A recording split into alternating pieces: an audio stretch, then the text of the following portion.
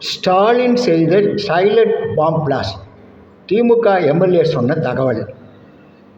முருக பக்தர்கள் மாநாடு நடத்தும் பிஜேபிக்காரர்களே, நானும் கூட முருக பக்தன் தான், சஷ்டிக்கு விரதம் இருப்பவன் தான். ஆனால் நீங்கள் 2026 தேர்தலை மனதில் கொண்டு மாநாடு நடத்துகிறீர்கள் என்று பிஜேபி மீது எழும்பூர் தொகுதி திமுக எம்எல்ஏ பரந்தாமன் குற்றம் சாட்டியுள்ளார்.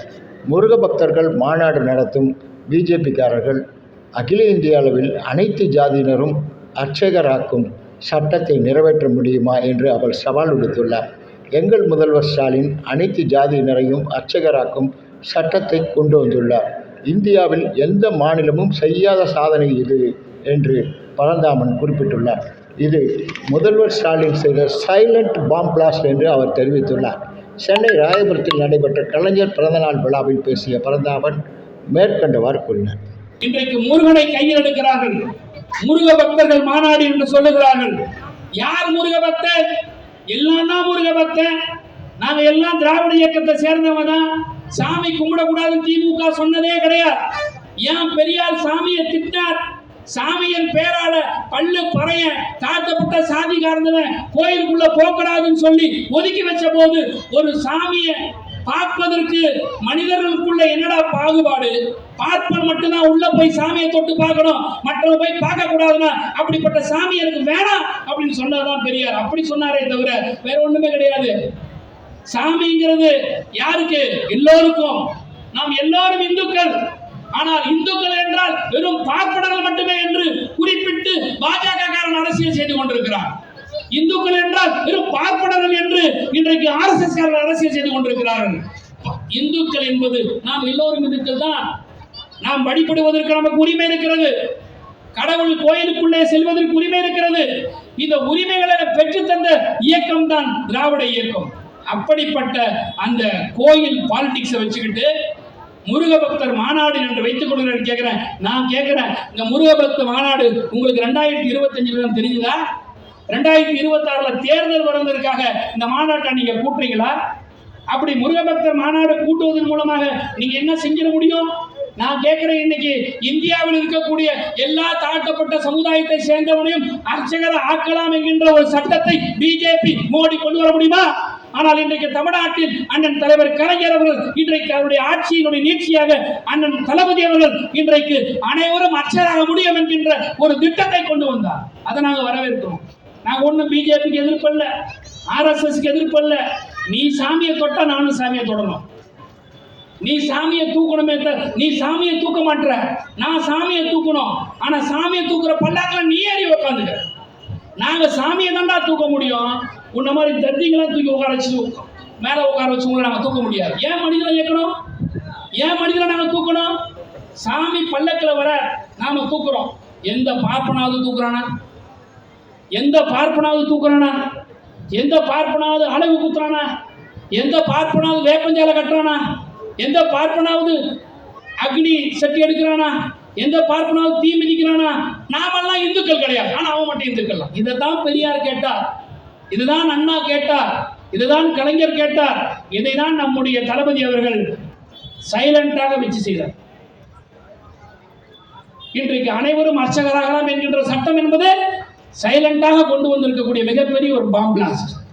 தமிழ்நாட்டில் தவிர வேற எந்த மாநிலத்திலும் இந்த சட்டம் கிடையாது. ஒரு தவறான ஒரு கருத்தை திமுகவுக்கு எதிராக தேர்தல் வருகிற பொழுதெல்லாம் திமுக இந்துக்களுக்கு எதிர்ப்பு, திமுக கடவுளுக்கு எதிர்ப்பு என்று. நான் சாமி கும்பிட்டு தான் வரேன், மேலே இருக்கிற சாமி கும்பிட்டு தான் வரேன்.